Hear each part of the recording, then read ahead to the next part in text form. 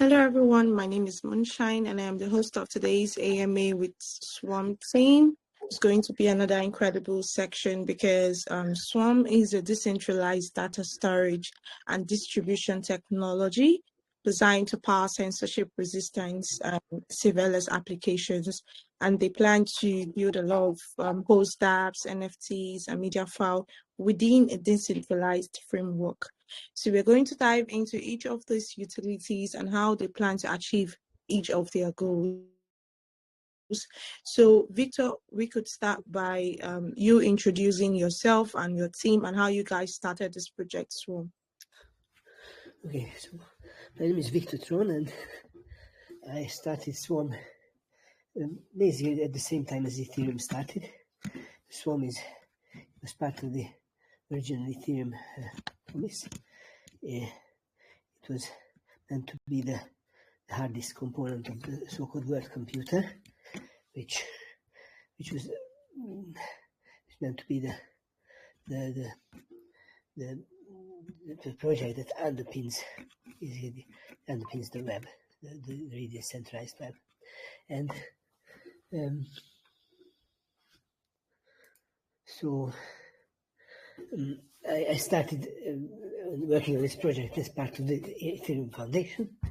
I was actually the first employee of the foundation, and we certainly worked a lot on the Ethereum client. But soon after, I have started to work on Swarm, and ever since I've been working on it. And the project got a bit of a rugged history. So basically, we got independent from the foundation in 2019, and established our own foundation, a small foundation. It's also a Swiss foundation, similar to the Ethereum, also non-profit, and then also did an ICO. So basically, issued a token, ERC20 token, that is still currently the utility token used for the network, and so this is how it started, and by now we achieved quite a nice and elegant framework which works well. It's implemented. It's ready for adoption, really. And I would like, as part of this takeaway from this AMA, to get some adoption and some more eyes and more hands on the system. So I go. Okay, thank you so much for that intro about you guys. So I think the next thing I wanted to ask you about is just sorry, I just wanted to ask, are you fine? Say it again, sorry. I said, are you fine? Are you okay? Yeah. So maybe that people know that I have Parkinson's, and that's why the strange movement. So don't bother with that. It's everyday stuff for me. Yeah, it's fine. I understand. So, okay, the next question I wanted to ask was, I see that Swarm aims to be the foundation of a decentralized internet. So what specific problems in today's cloud-based infrastructure do you see as the most urgent to solve? And how does Swarm uniquely address each of these problems? Thank you. Very good question. So in fact, I wrote a book about this, called the Book of Swarm, and the first part of the book, the first 30-40 pages, is less technical, and it's exactly about this problem, and why we think the current web as it is not really ideal, and how to solve this problem. what to target. And so mainly, I've seen the following problems. First of all, data silos.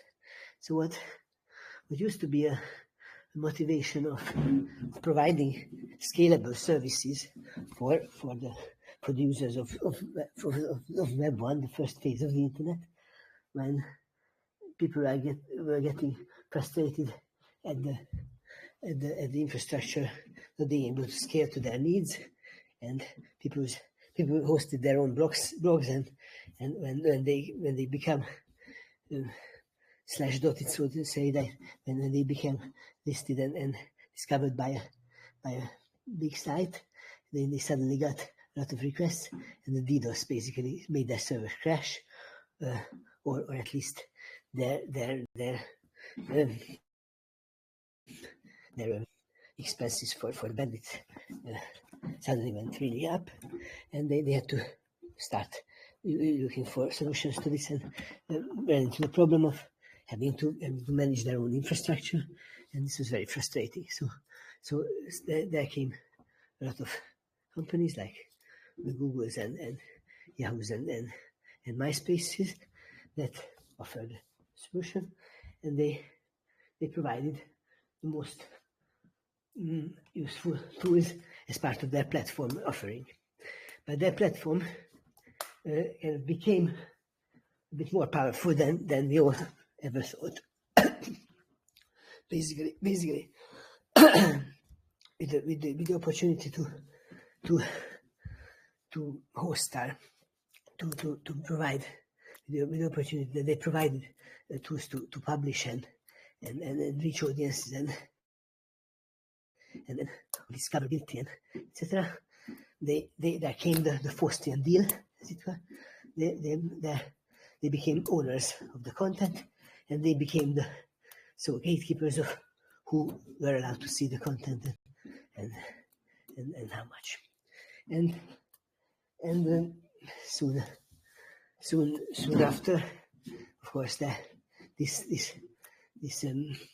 power and this privilege to own that kind of backfired, because they started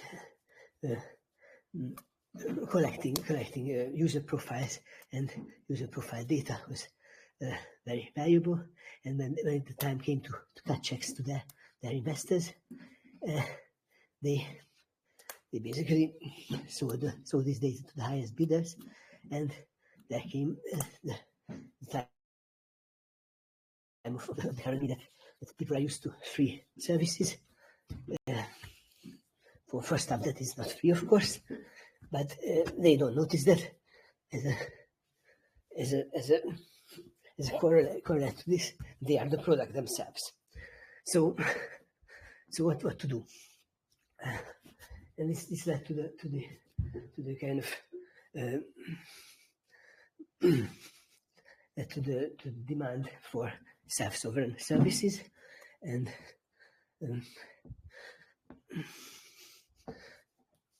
basically to have control over your data, your users' data, and allow a system where it doesn't matter where this data is stored. You have full control over it. You're not unduly dependent on an intermediary that takes rent for the services. But most of these platform functions, like what Facebook and Google does, it can be automated and directly provided by a network service. And that's exactly what Swarm is trying to do. To basically decentralize the provision of the major resources that we need from the internet, which is bandwidth and storage. So Swarm is basically a network of peer-to-peer network of nodes, which collectively is responsible for providing a cloud service, as it were, providing a service of storing data and distributing it, and allows for retrieval storage, and also kind of communication between nodes. So kind of is related to data pushing around, and the other problems that we're trying to solve is related to this data silo problem. Is, for example, the fact that privacy and the censorship is still prevalent on the web, although a lot of amazing cryptographic techniques exist to allow for anonymous and private, confidential and anonymous conversations, and also for permissionless publishing, as it were, the censorship resistance and plausible deniability, which is a correlate of that. So we're trying to provide these as a service, and it works well. So what else? The problem, of course, that it also solves, which is not related to decentralization per se, is an incentive system which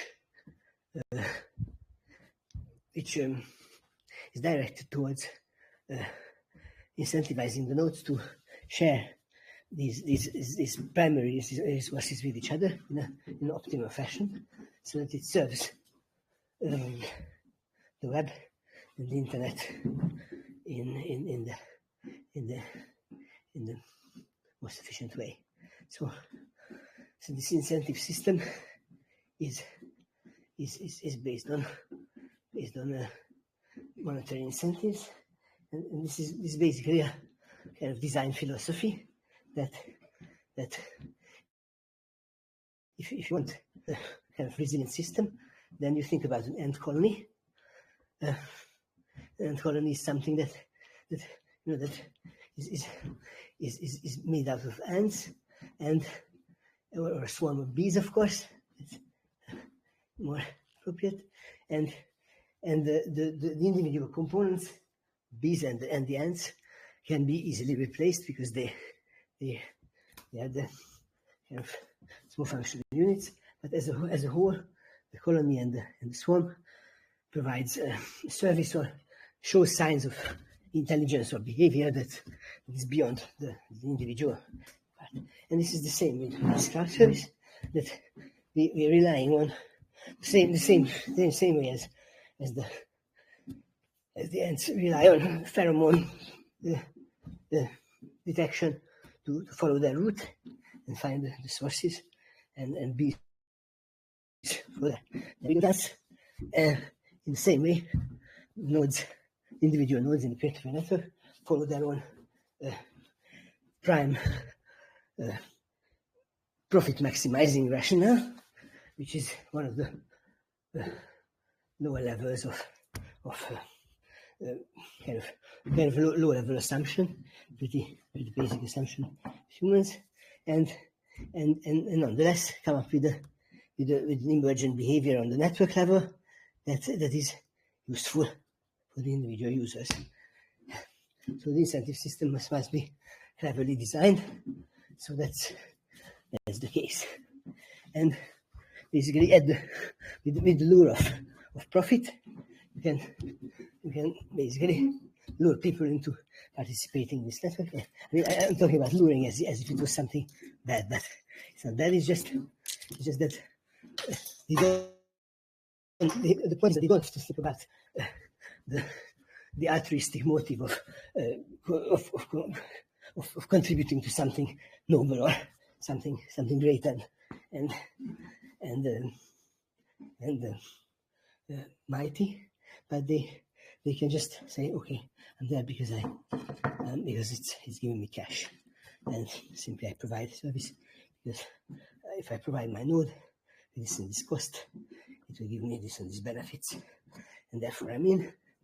And as by way of the incentive system, it translates into a service which is on the emergent level, on the network level, useful.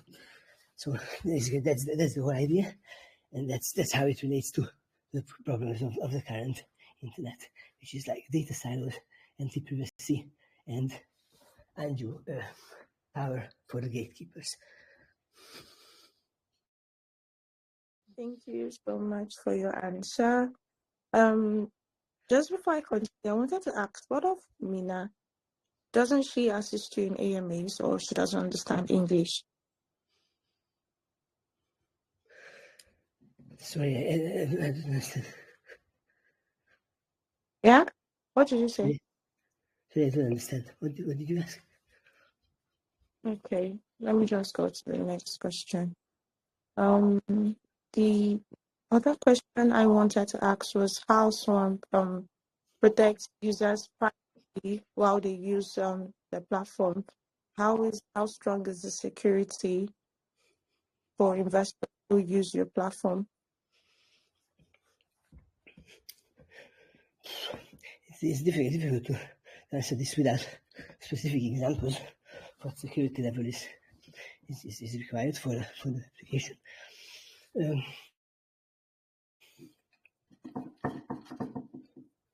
So I don't know how to answer this.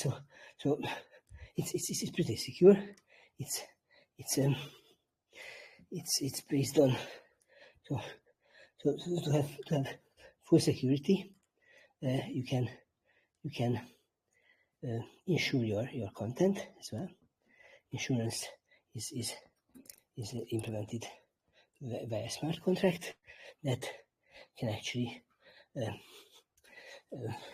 make someone directly responsible for each part of this of your file or the data that you want to insure, and thereby creates monetary incentive for them to not to lose your file.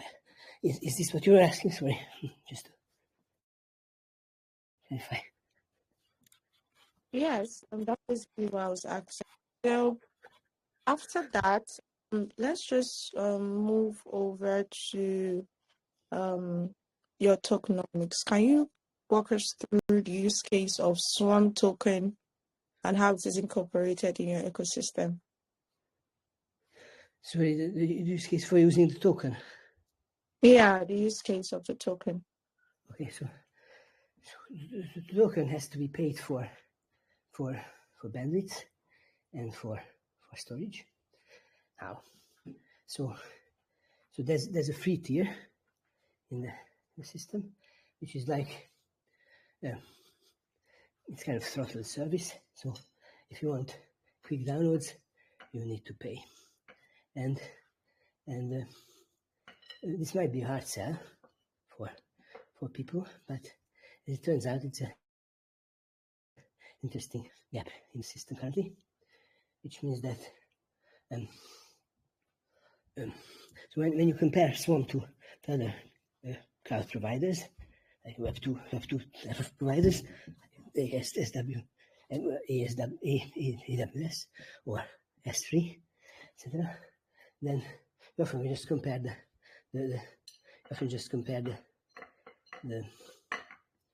the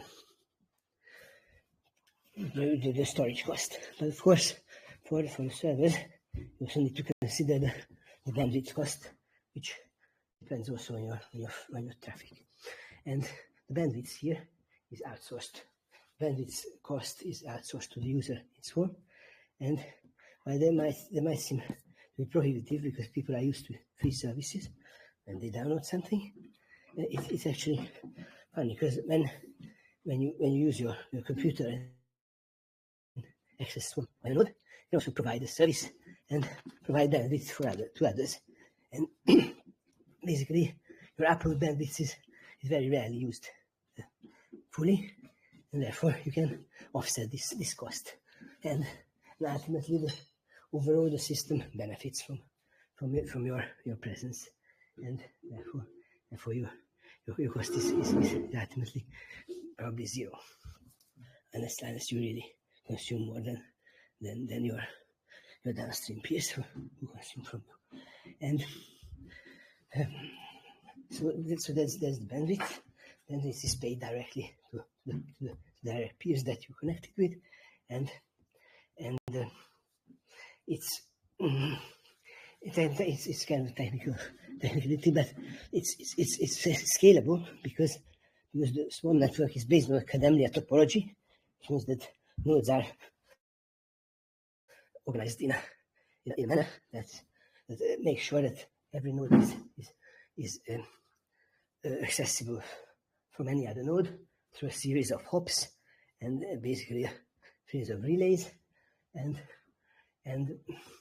therefore you can download anything from anywhere.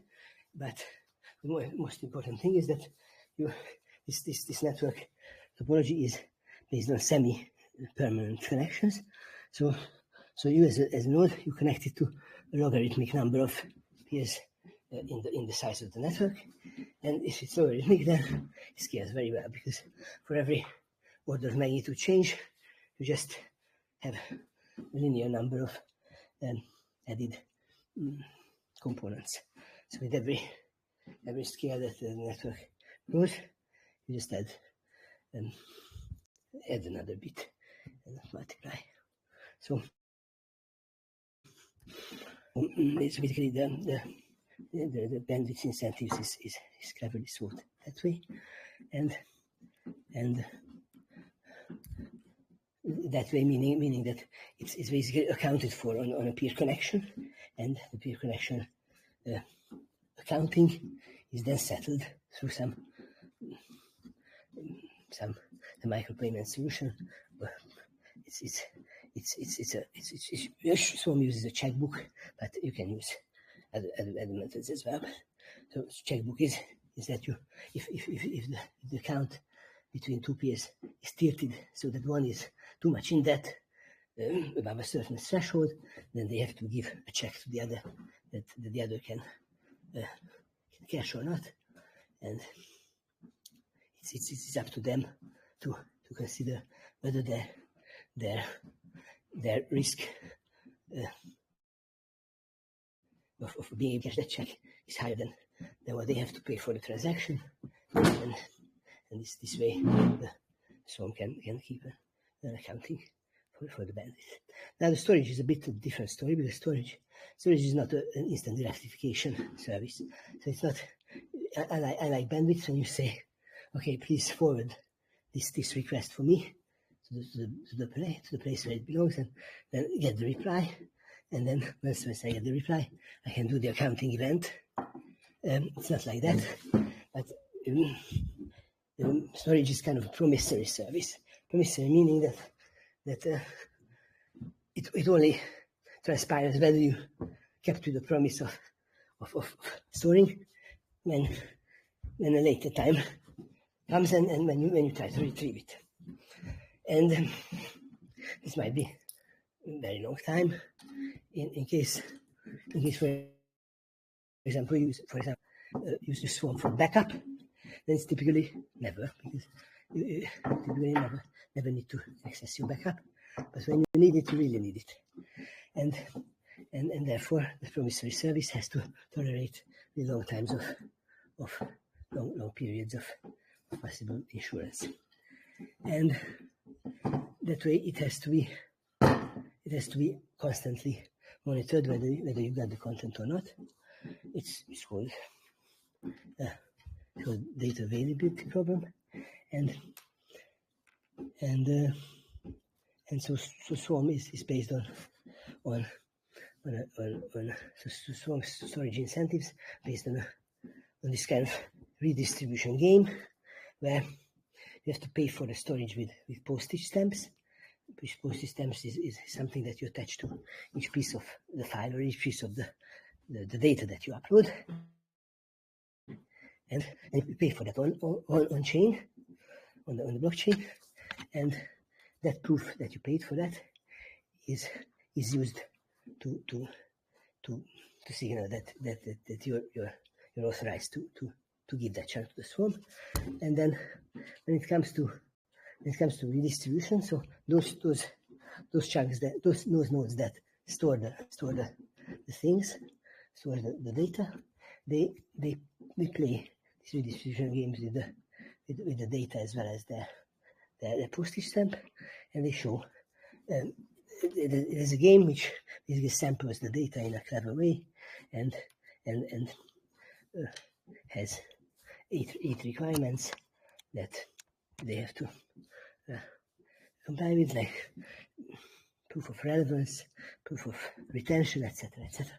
So proof of retention means that you have the data. Proof of relevance means that it's data that wants to be stored, so it has a postage stamp. And basically, if you prove that all the 8 points, then you get rewarded for storing. And it's a fair redistribution game, because it gives you money in proportion of your contribution. So this is how the token is used, and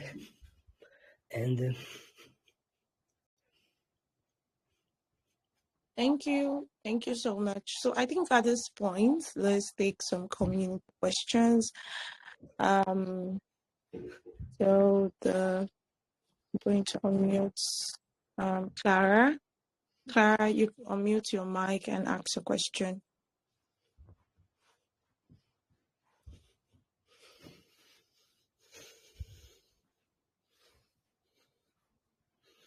Clara, you have to unmute your mic to ask a question. Okay, while we wait for Clara, let's have Benova. Benova, ask a question. Thank you very much, Moonshine. Thank you for the opportunity. And Victor Tron, rather. I've been listening for a while, I've been finding it a little bit difficult hearing from your own end. But I have a simple question. I saw on your roadmap that you'll be, migrating to different chains. I wanted to know, will this migration be in quick succession, or you'll be taking them one after the other? Maybe today maybe let's say this month you migrate to maybe the Solana chain, next month you migrate to another chain, like that, or the migration will just take a quick succession whereby you will launch on all the chains, at once. Very good question, thanks. Very good question. So yes, we're launching a tool that allows you for buying storage and using storage from any blockchain's infrastructure, and this requires us to provide means from other chains to buy storage from BCC, and there are several ways to do this. And this way that we're doing is to hide the complexity of swaps in the background, but use basically a liquidity provider aggregator service like Lightai or Rango, and use the service to basically swap whatever token you have to XBCC, which is the BCC on the Gnosis chain that you need to buy postage stamps.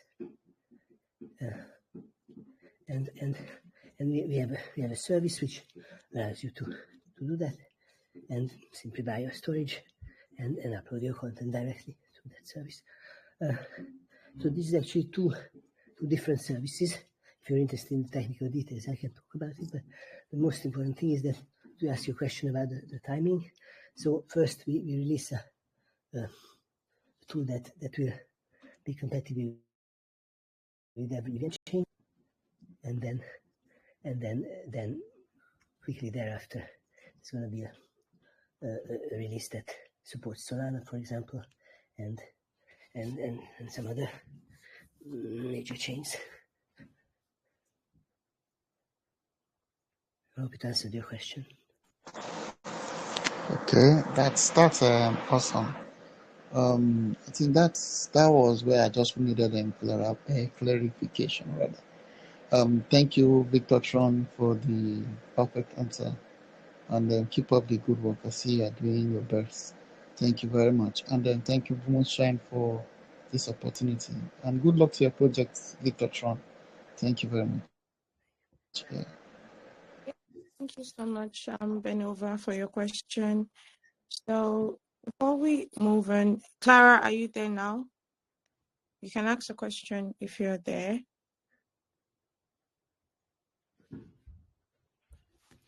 Clara, you unmute your mic to ask a question. Let's try unmuting someone else.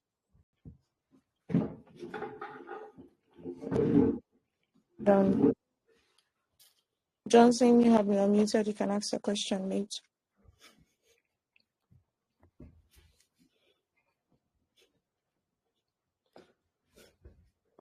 Okay. Johnson, you have to unmute your mic to ask a question. Okay. Let's have.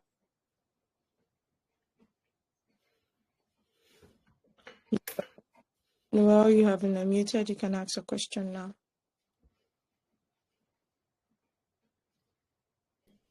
Hello, sir. Can you hear me, sir? Okay, Johnson, I can hear you now. You can ask a question.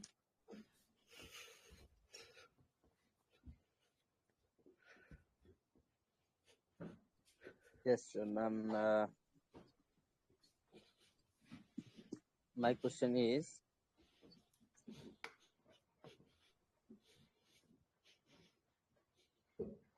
Yeah. On.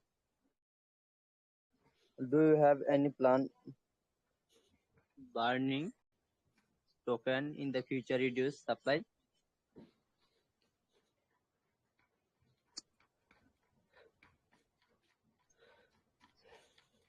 Hello? Sorry, I'm not sure I understood. Okay. Asking if you have the question. So is the question whether we have a plan to reduce the supply? So this is taking of some sort. a different deflationary mechanism. Inflation mechanism. Okay. Yes. There's many. So there's going to be a lot of Swarm services, which are decentralized services running on Swarm.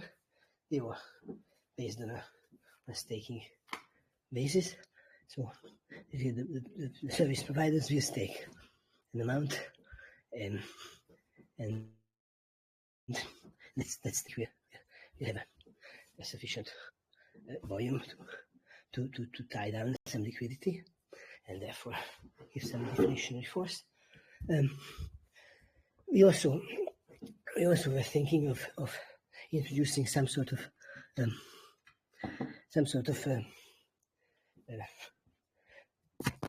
basically a transactional type of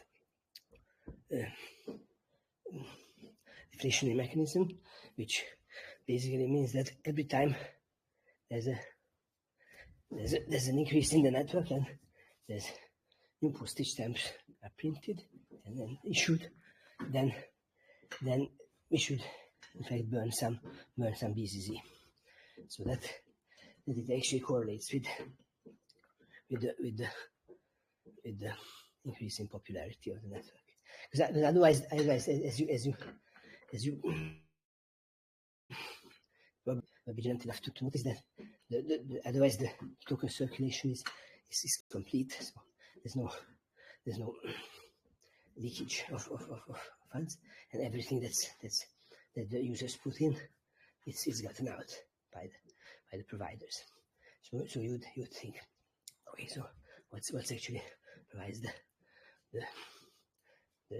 liquidity shortage that will ultimately lead to the beyond the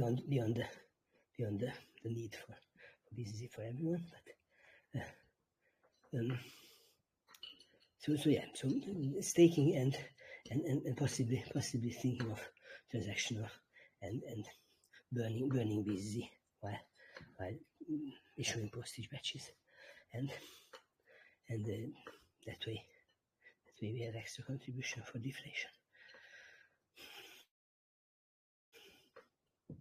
Currently, there's also a staking system now with the positive incentives, but that staking is maybe not a very fortunate Thank name. you so much, sir. Thank you.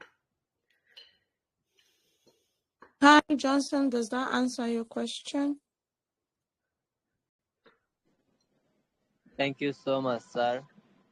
Okay, thank you. So let's see if Noel is here. So Noel, you can go ahead and ask your question. Noel, are you there? Okay, thank you for the privilege that gave to me. Can I go ahead with my question right now? Yeah, you can ask your question. Okay, my question is that concerning the physical heads of this team, are they capable Yeah, what? as in, to stand? Are they capable to stand out to bring this project to the butterfly color? I do a question. Asking. Can you translate, or can you relate it to me again? Okay, there's a lot of feedback on his end.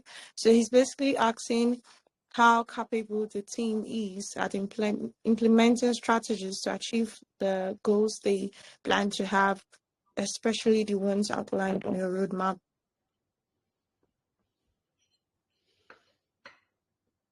How diverse is the team? No, he's asking the capabilities of the team in implementing strategies that would help to achieve the goals outlined on the roadmap. I mean, if you see the price at the moment, you see that probably not sufficient. So yes, hard to answer.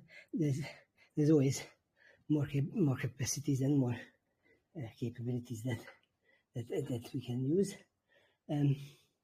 At the moment, the foundation and the ecosystem is undergoing some major changes because the project came to a point of maturity and the governance is decentralized and so there's new energy coming into the field, and so there's now a much more organized biz dev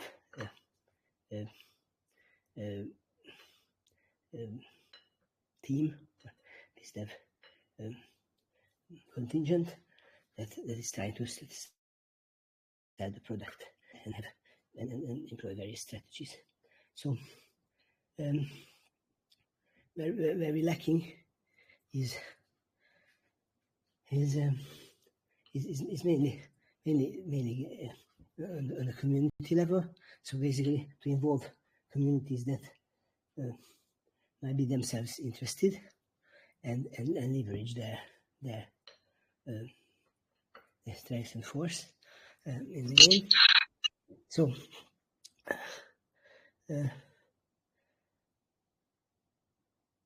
so if you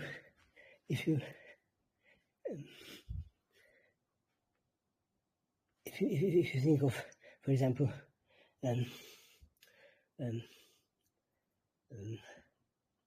so there's a direction of selling the project, like it's a strategy to bring about the option is to sell it towards projects that already have a user base, but they would benefit a lot from decentralized storage, so basically back up their stuff or store their stuff on decentralized storage. But the framework that they're using, the platform they're using, is not using that. So, for example, this an example of this can be Nextcloud. I don't know if you know Nextcloud. It's an open source productivity stack. It's kind of maybe a kind of replacement for Google workspaces, and that for example had a project where the backend was switched onto Swarm, and that is a possible entry point for a lot of people using the network. So this this kind of collaborations and partnerships can be very beneficial for Swarm. But we're having at the moment difficulty reaching these audiences, mainly because of the lack of talent and lack of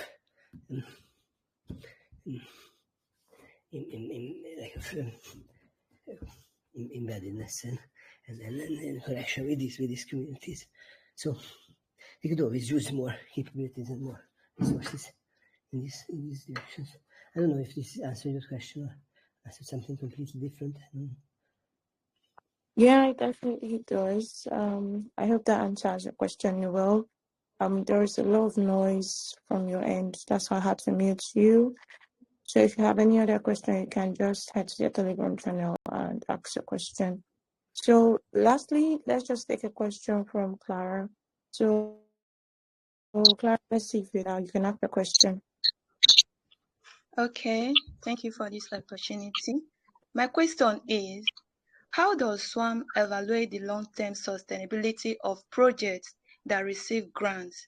And are there any specific success metric beyond milestone completion? Very good question. This is also in the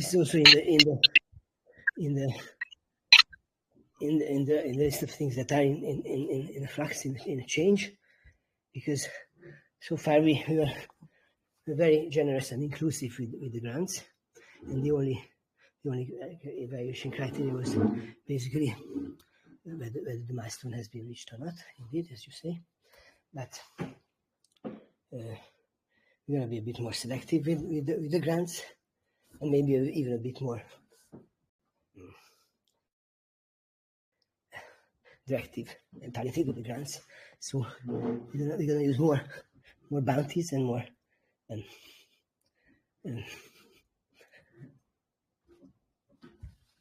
more goals that we want to achieve and kind of tender them as grants rather than take anything that people come up with and then just have the ecosystem with that.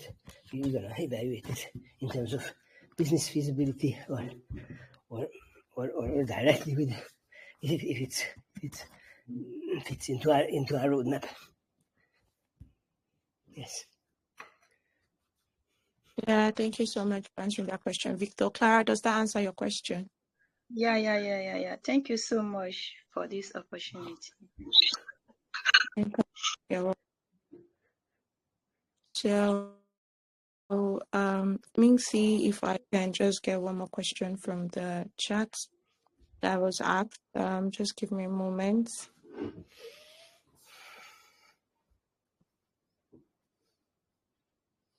Let me see, just to get some chat questions. Okay, one question here says, how does SWARM handle the fragmentation and distribution of data across the network?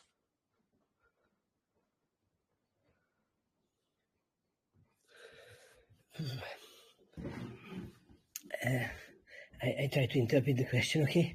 So the question is, how do we deal with fragmentation of data? What do you mean by that?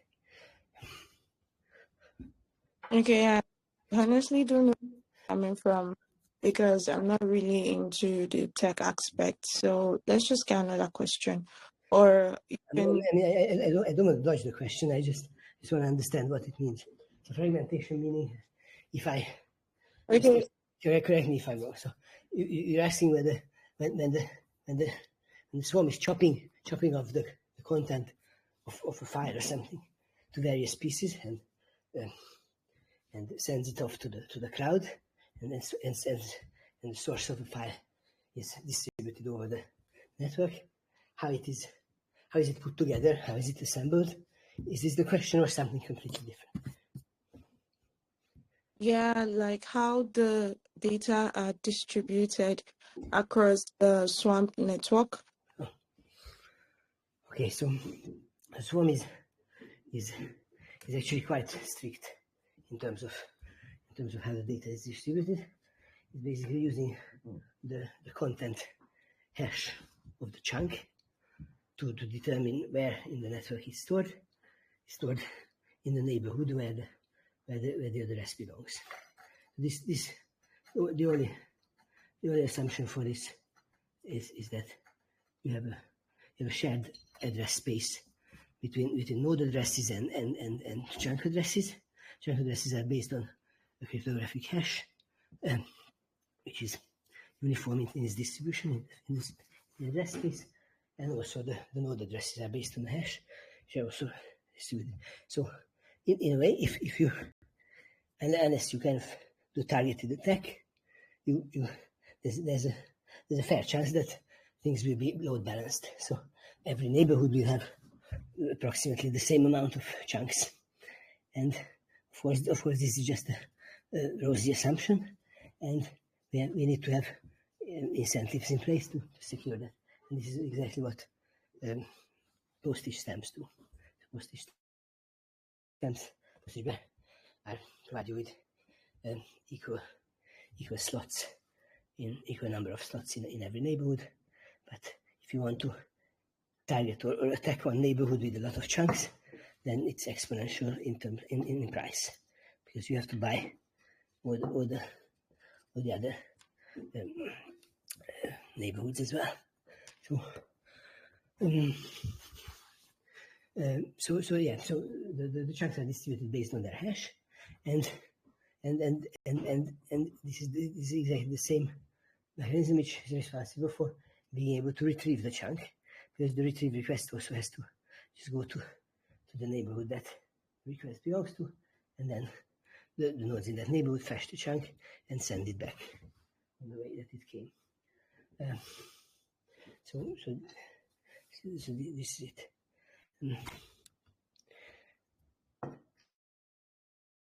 Yeah, thank you so much.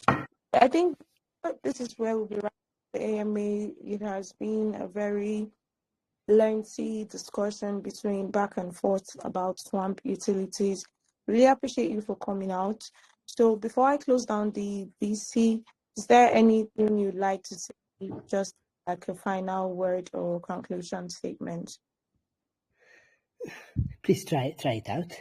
Please go to our website, download the client, try to hack and play with it. If you're a developer, try to build something nice on it, and come back to us with your results, and we're happy to receive any feedback that you have. Please use the tokens that we donated to the community. Use the tokens wisely and enjoy. All right. Thank you all for asking questions. Do well to join the SWAMP social links, especially on Telegram, because that's where you get updates about whatever utilities they're releasing or whatever milestone you're crossing. So see you guys in the next AMA. We have one coming in the evening, and make sure to do your own research. Thank you so much, Victor, once again. Bye-bye.